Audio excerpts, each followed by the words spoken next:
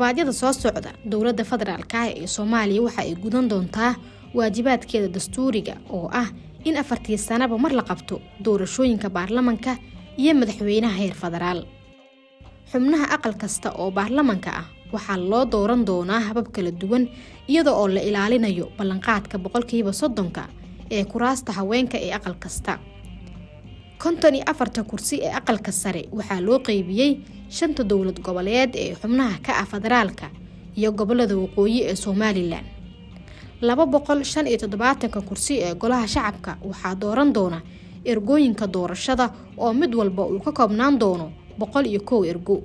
xubnaha golayaasha sharci dejinta ee 5 dowlad goboleed ee xubnaha ka ah federaalka Soomaaliya iyo guddiga gobolada waqooyi ee Somaliland kuwaas ayaa u codeyn doona musharaxiinta aqalka sare iyo 27,775 ergooyinka doorashada ah kuwaas oo dooran doona xubnaha golaha shacabka.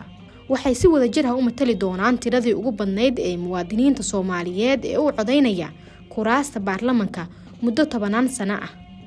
dhaarinta madaxweynaha ayaa soo gabagabayn doonta geedi socodka doorashooyinka ee sanadkan iyadoo oo la waafajinayo shuruudaha dastuurka federaalka ku meel gaarka ah ee Soomaaliya ee 2012.